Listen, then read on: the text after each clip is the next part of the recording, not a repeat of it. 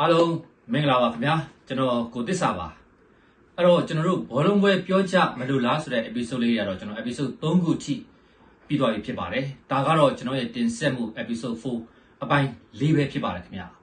ဆိုတော့ကျွန်တော်တို့ကဘောလုံးပွဲတွေကိုပြောကြမယ်ဘောလုံးပွဲအကြောင်းလေးကိုပြောကြမယ်ဘောလုံးပွဲတွေကိုကြည့်ကြမယ်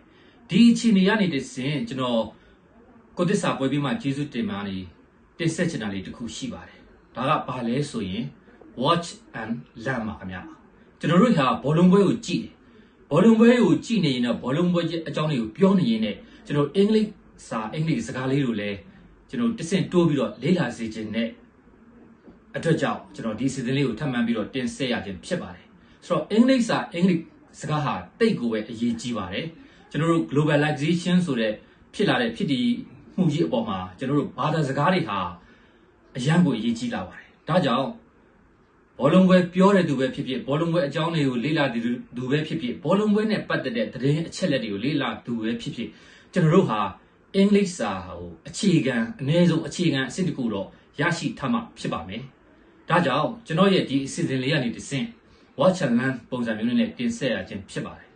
ဆိုတော့ကျွန်တော်ဒီအစီအစဉ်ကနေပြီးတော့ဘာတွေတင်ဆက်မလဲဆိုတော့ဥပမာကျွန်တော်ရဲ့ဒီအစီအစဉ်လေးမှာ Manchester United အသင်းနဲ့ပတ်သက်ပြီးတော့တင်ဆက်ချင်ပါခင်ဗျာဆိုတော့အားလုံးလည်းသိပြီးသားဖြစ်ပါတယ်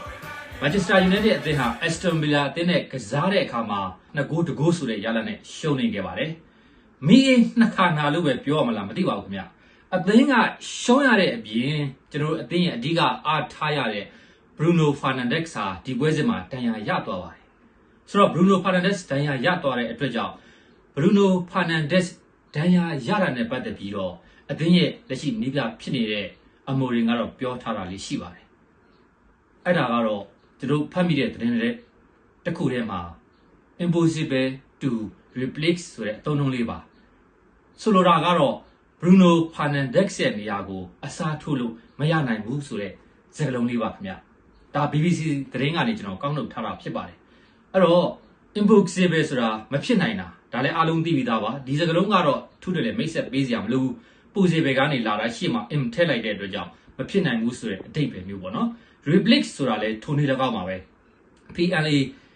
place ရှေ့မှာကျွန်တော်ရှေ့က preposition ဆိုတဲ့ re ဆိုတဲ့ replace ဆိုပြီးထည့်ထားပါတယ်ဆိုတော့လက်ရှိအသင်းရဲ့အဓိကအားထားရတဲ့ Bruno Fernandes ရဲ့နေရာမှာနီးပြဖြစ်သူအမိုရင်ကတော့ impossible to replace ဆိုပြီးတော့ကျွန်တော်သတင်းမှာပြောကြားထားတာရှိပါတယ်ဒါဟာတကယ်ပဲဖြစ်နေပြီလား Manchester United အသင်းကိုအားပေးတဲ့ပရိသတ်တွေအားလုံးသိရှိပြီးဖြစ်ပါတယ်ဆိုတော့ကျွန်တော်တို့ဒီသတင်းနဲ့ဆက်ဆက်ပြီးသိရတာကတော့ Bruno Fernandes ရဲ့နေရာမှာအစားထိုးဖို့အတွက်တော်တော်လေးတော့အခက်အခဲအကျဉ်းရိုက်နေတယ်ပေါ့နော်သူမပါတဲ့အခြေအနေမျိုးမှာ Brian Mbeumo ကလည်းကျွန်တော်တို့အာဖရိကကပ်မှာတွားကစားနေတယ်ဒီကလိုအာမက်လူတွေမပါနိုင်တော့ဘူးလက်ရှိရှိနေတဲ့ကစားသမားတွေသူဘယ်လိုဖြစ်ရမလဲဆိုတော့ခေါင်းချောက်ကြောင်သူလည်းပြောထားပါတယ်အဲ့အတွက်ကို impossible to replace ဆိုပြီးတော့အမိုရင်ကနေပြောထားတဲ့စကားလုံးလေးဖြစ်ပါတယ်ခင်ဗျာဆိုတော့ Manchester United အသင်းဒီ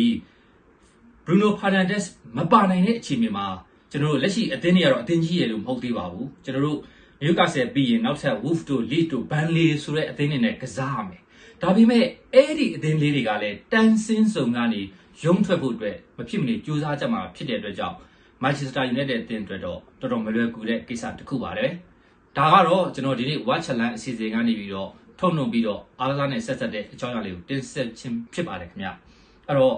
Bruno Fernandes ဟာ Manchester United အသင်းတွေတော့ impossible to replace လို့ပြောထားပါတယ်ဒီစကားလုံးလေးကိုတင်ဆက်ရင်းနဲ့ကျွန်တော်ရဲ့ Watch and Learn ဒီစီစဉ်လေးကိုဒီညမှာရပ်နာဖို့ပဲပြုပါခင်ဗျနောက်ထပ် episode တွေမှာလည်းကျွန်တော်တို့ဘောလုံးပွဲအကြောင်းတွေပြောမယ်ဘောလုံးပွဲအကြောင်းတွေပြောရင်းနဲ့အင်္ဂလိပ်စာကိုလေ့လာကြပါမယ်ခင်ဗျအဲ့တော့ဘောလုံးပွဲတွေကိုလည်းကြည့်မယ်ကိုယ့်ကိုယ်ကိုလည်းကြည့်ရမယ်ပွဲပြီးမှကျေးဇူးတင်ပါခင်ဗျ